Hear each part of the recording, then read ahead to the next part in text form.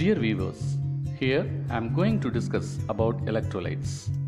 Electrolytes are substances that produces an electrically conducting solution when dissolved in a polar solvent such as water. They may be covalent compounds that chemically react with water to produce ions. For example, strong acids and bases, or ionic compounds that dissociates to yield their constituent cation and anion when dissolved. For example, sodium chloride, potassium chloride, etc. Such solutions are electrically neutral. In the solid state, they are poor conductors, but become good conductors either in molten state or in solution, that is liquid state. If an electric potential is applied to such solutions, the cations of the solution are drawn to the electrode that has an abundance of electrons, while the anions are drawn to the electrode that has a deficit of electrons. The movements of anions and cations in opposite directions within the solution amounts to a current.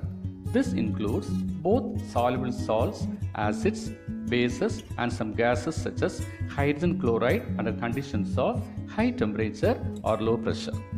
However, an electrolyte may behave as a strong one in aqueous solution, but it may behave as a weak one in another solvent.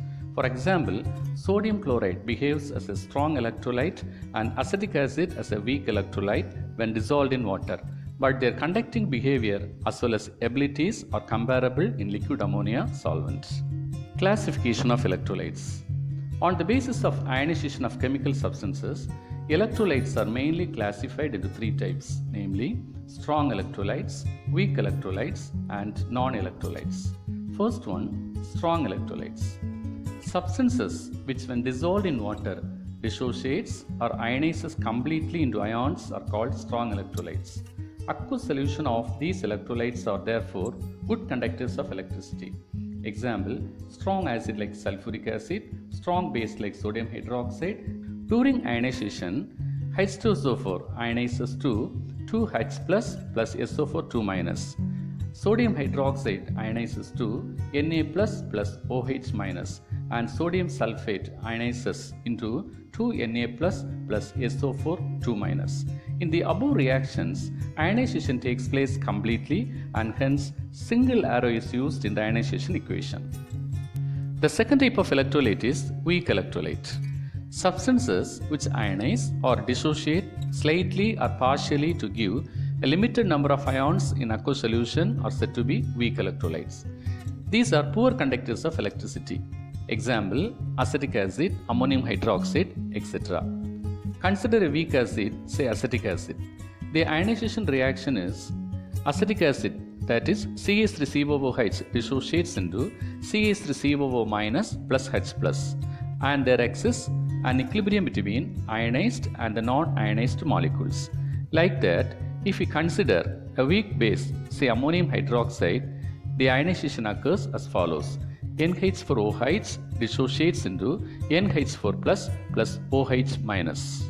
In both the cases of weak acid and weak base, only partial ionization occurs, and hence the ionization reactions are represented by double arrow between the ions and the non-ionized molecules of the electrolytes. And the third type of electrolyte is non-electrolytes. Non-electrolytes are generally covalent compounds. They are substances in which non-ionization takes place during dilution.